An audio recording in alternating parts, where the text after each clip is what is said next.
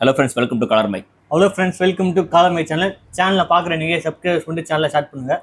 நேற்றுக்கே இதை பற்றி பேச நினச்சோம். நம்ம ஆக்சுவலாக டாபிக் போயிடலாம். ஆமாம், அந்த நேற்றுக்கு வந்து அந்த அந்த அந்த பொண்ணு ரிதன்யா இருக்காங்க இல்லைங்களா, அவங்கள பற்றின வீடியோ கிரியேட் பண்ணி போட்டிருந்தோம். அது கீழே டிஸ்கிரிப்ஷனில் லிங்க் கொடுத்துருக்கேன், நீங்கள் அதை செக் பண்ணி பாருங்க. நீங்கள் அதை பற்றி கொஞ்சம் தகவல் சொல்லிடுவோம், நீங்கள் பார்த்துக்கங்க. இன்னைக்கு வந்து அந்த நம்ம அஜித்குமார் வழக்கு என்ன முடிஞ்சு? ஆமாம், அதால் தான் அந்த அஜித்குமார் கேஸ் ரொம்ப டைவர்ட் ஆகிட்டு இருக்கு.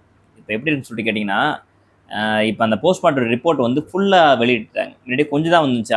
எங்க அடிப்பட்டது, இவ்வளவு நேரத்தில் அடிப்பட்டு உள்ளோட்டமா மேலோட்டம் காயம் உள்ளோட்டம் எவ்வளோ சொல்லி ஒரு ஃபுல்லாக தெளிவாக வெளியிட்டாங்க. இப்போ அது எப்படின்னு கேட்டிங்கன்னா, அது போஸ்ட்மார்ட்டம் ரிப்போர்ட்னு சொல்கிறதா இல்லை வந்து கொலை வந்து கொடூரமாக செஞ்சப்பட்டோடைய ரிப்போர்ட் சொல்கிறதான்னு தெரியல. போஸ்ட்மார்ட்டம் எப்படி பண்ணாங்கன்னு தெரியல, அந்தளவுக்கு கொடூரமாக இருக்குது.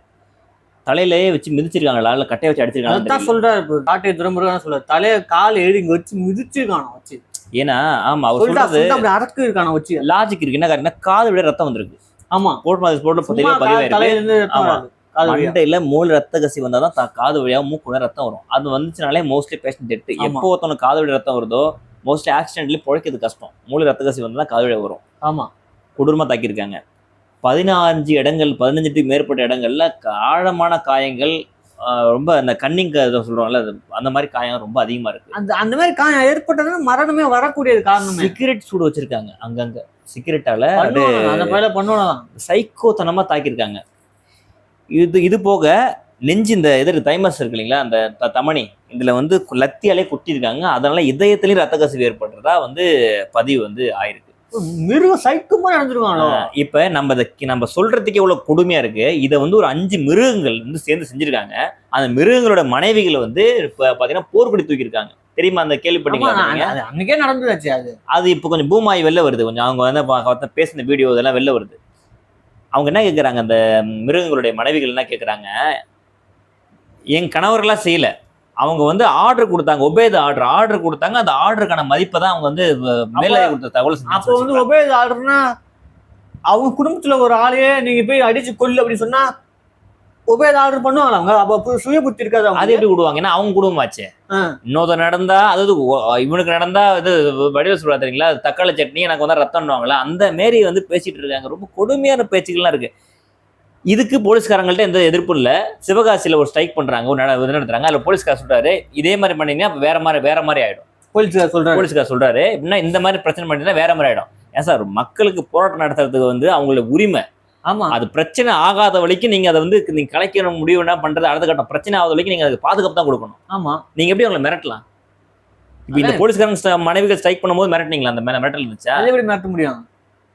எங்க போகுதுன்னே தெரியல. இதை அதே மாதிரி அந்த ஆதாரம் கொடுத்தாருல, அவருக்குமே கொலை மிரட்டல் போயிருக்கு. ஆமா, அந்த வீடியோ, அந்த பின்னாடி கோயில் பின்னாடி வீடியோ எடுத்தால ஒரு அண்ணன் எடுத்தால, அவருக்கும் வந்து கொலை மிரட்டல் போயிருக்குது. இது எப்படி திசை திருப்புறான்னு கேட்டீங்கன்னா, இவரு தான் அடிச்சு போலீஸ் ஒப்படைச்சா சொல்றாங்க.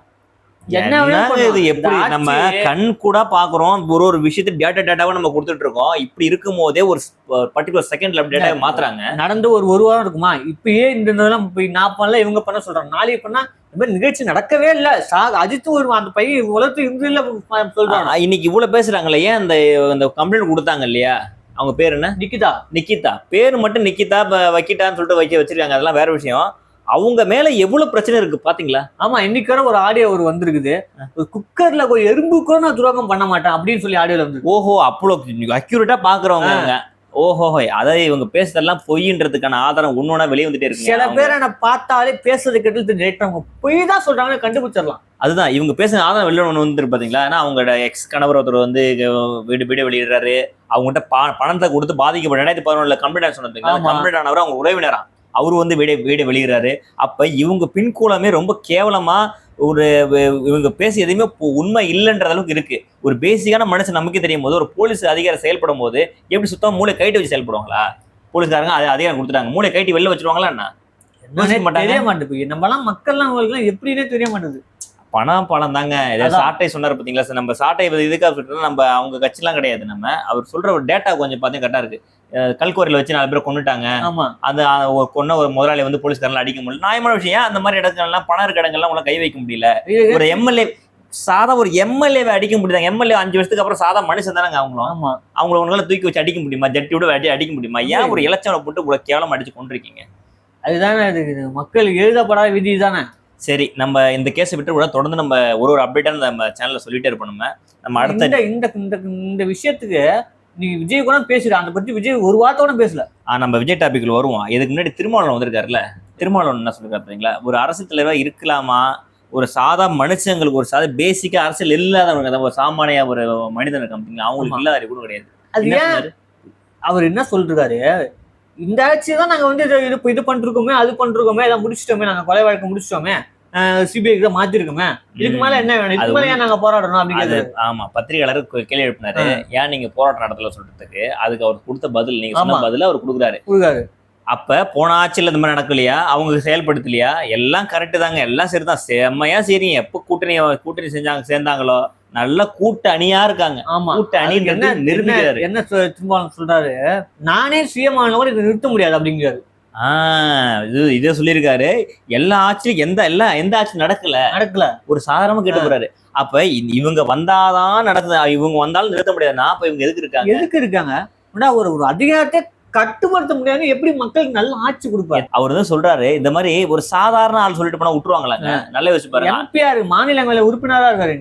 இன்னொரு கேள்வி வச்சிருக்காரு, எப்படின்னா போலீஸ்காரங்களுக்கு இது பத்தல, அவங்க வந்து எப்பவுமே இப்படிதான் பண்ணுவாங்க. அப்ப இதெல்லாம் சொல்றதுக்கு சாதாரண ஆளு ரோட்ல நடந்து போறாங்க பாத்தீங்களா, அவங்க சொல்லிட்டு போயிடலாம். அதிகாரம் உங்கள்ட்ட ஏன் அதிகாரம் உங்கள்ட்ட இருக்கு? போன 5 ஆண்டு அவர் எம்பி வந்து இந்த 5 ஆண்டு எம்பியா இருக்காரு, அதிகாரம் இருக்கு. ஏன் நீங்க ட்ரைனிங் உங்க போர்ஸ் உங்களுக்கு கீழே தானே இயங்குது. சரி, போலீஸ் துறை யாரு கீழே இயங்குது? என்னமே தெரியல. மக்கள் எங்க நாங்க சொல்ற மக்கள் போலீஸ் கேக்குது, நீங்க சொல்றா போலீஸ் கேக்குது. அப்புறம் ஏன் போலீஸை கண்டிக்கவே முடியல? உங்க சொல்றாரு அவரு, நான் முதலமைச்சர், நீங்க சொன்னீங்க பத்தி நான் முதலமைச்சர், அப்புறம் நீங்க மாணவர், நீங்க முதலமைச்சர் ஆகவே முடியாது. முதலமைச்சர் தேவையே இல்ல. ஆமா, நேத்துக்கு திமுக கட்சி ஆரம்பிச்சு விஜய் முதல்வர் நினைக்கிறாரு. நீங்க எத்தனை வருஷம் கட்சி ஆரம்பிச்சாச்சு? ஒரே ஒரு செலக்ஷன்ல டைரக்டா முதல்வர் சீட் நிக்க முடியும், என்ன போட மாட்டாங்க. அநீதிக்கு கண்டு போராட முடியல, அங்க கேவலத்துக்கு கூட சேர்ந்து திரும்பி அது கூட சேர்ந்து திரும்பி பேசுறது. அதாவது பதவிக்காக நீங்க என்ன வேணாலும் பண்ணுவீங்க சொல்லிட்டு அரசியல்வாதிகள் நோட்டுக்காகவும் எங்க வேணாலும் யாருக்கான கூட்டணி வச்சுக்காது போல பவர் எல்லாம் பிடிச்சு பாருங்க. ஒரே நான் முதலமைச்சர் ஒன்றும் பண்ண முடியாது. அப்ப நீ என்ன முதலமைச்சர் ஆக வேணாம், நீங்க பணம் வேணாம், நீங்க அதான் சொல்றது. ஒண்ணுமே பண்ண முடியாதுன்னா எதுக்கு நான் பேசிட்டு போயிடலாம் சர்வசாதாரணமா. இனிமேலாவது உஷாராயி நீங்க யாருன்றதை ஃபர்ஸ்ட் உணருங்க. நீங்க யாருன்னே தெரியாம ஒரு படத்தை சந்தானம் வருவார் தெரியுமா, திருடத்துக்கு வந்திருப்பாரு, வேஷம் போட்டு சமயக்காரன் நடிப்பாரு.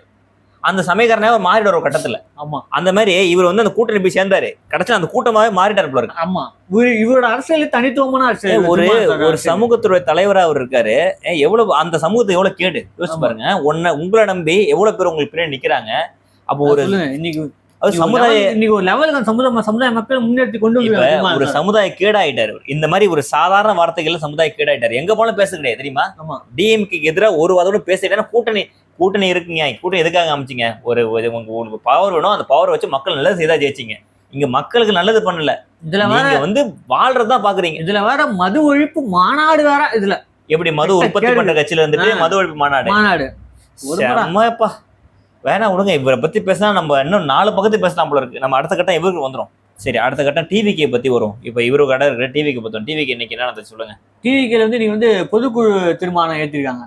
பொதுக்குழு தீர்மானம் என்னன்னா, இதெல்லாம் நீங்க வந்து நாங்க பண்ண மாட்டோம், இதெல்லாம் நாங்க எதிர்த்து நிக்கிறோம், நீங்க ஏன் பண்ணல, இத்தனால பண்ணல அப்படின்னு சொல்லி ஒரு 12 கோட்பாடுகள். 12 கோட்பாடுகள் இவங்க எழுதி அதை வந்து 2 பேரா 3 பேரா ஒப்பிச்சுட்டு போறது வந்து தப்பு பார்த்து ஒப்பிச்சுட்டு போறது. தீர்மானம்னா என்னங்க நீங்க சொல்லுங்க. தீர்மானம் நான் இதை செய்ய போறேன், அதான் தீர்மானம், இதான் நாங்க பண்ண போறோம் அப்படிங்கிறது. ஆனா இங்க தீர்மானம் இல்லையே, கேள்வி எழுப்புறாங்க. கேள்வி எடுப்பாங்க, கேள்வி மானம் வச்சிருக்கணும். தீர்மானம் அதான் ஒரு 10 சர்க்கார் சொல்லிட்டு பாரு, என்னடா அது நான் பண்ற அரசியல் அரைச்சிட்டுல எழுதி வந்திருக்கு அப்படின்னு கேட்பாரு. அந்த மாதிரி 12 விஷயம் எதுக்கு 12 ஒரு கட்சி எதிரானது கேள்வி.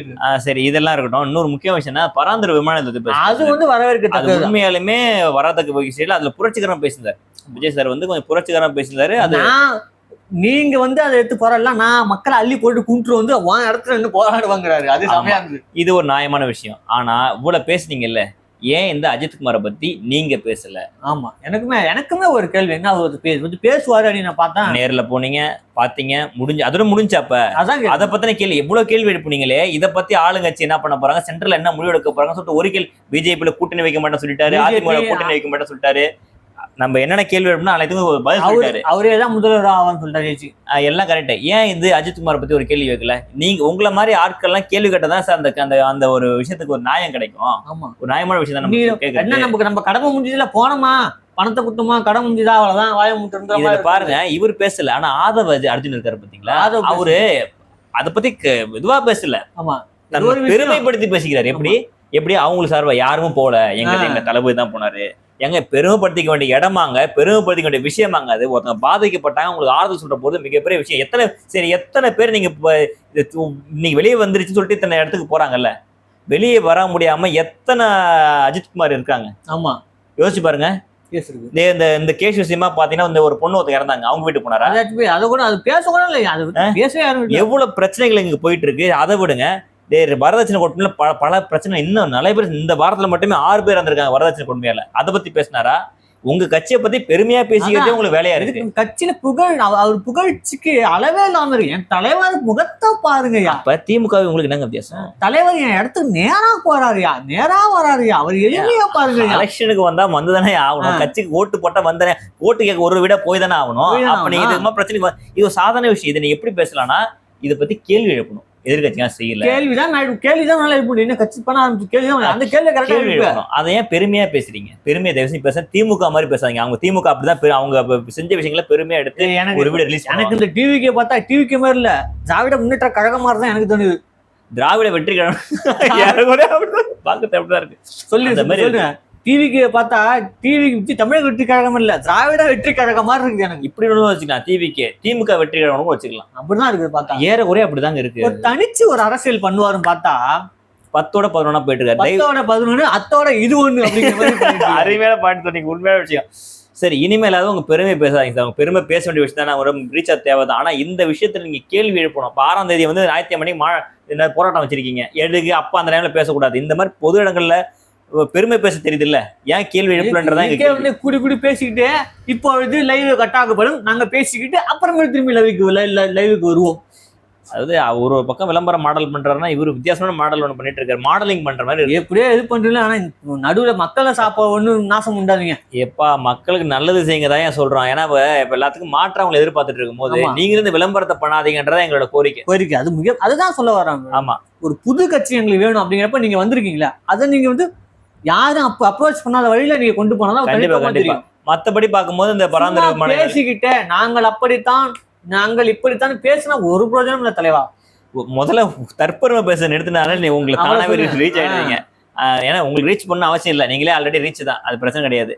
ஆனா அந்த பராந்தர மாநிலத்தை பத்தி பேசுறது ரொம்ப நியாயமான விஷயம். வர வைக்கிறது கருத்து எங்களுக்கு நீங்க எல்லாம் நிக்கிறதால தான் மக்களுக்கு கொஞ்சமாச்சும் ஒரு நம்பிக்கை வருது. அங்க போய் ஒரு விஜய் அங்க பறந்து போய் நிக்கிறதால தான் அந்த மக்களுக்கு சின்ன ஒரு ஆறுதல் கிடைக்குது. போட்டு பிளேட் இறக்கிட்டு போனோம். நீங்களும் 10 ரூபா 11 ஆயிடாதீங்க. ஏன்னா ஏகப்பட்ட பேர் சினிமால வந்து வீணாயிட்டாங்க. நீங்க இனிப்பா இருக்கும்னு நாங்க நினைக்கிறோம். அதை காப்பாற்ற வேண்டியது உங்க கையில தான் இருக்கு, உங்க கூட்டத்து கையில தான் இருக்கு. 26ல யாரு வேணாலும் ஆட்சி வந்தாலும் பரவாயில்ல, மக்களுக்கு உண்மையான ஆட்சியை கொடுங்க.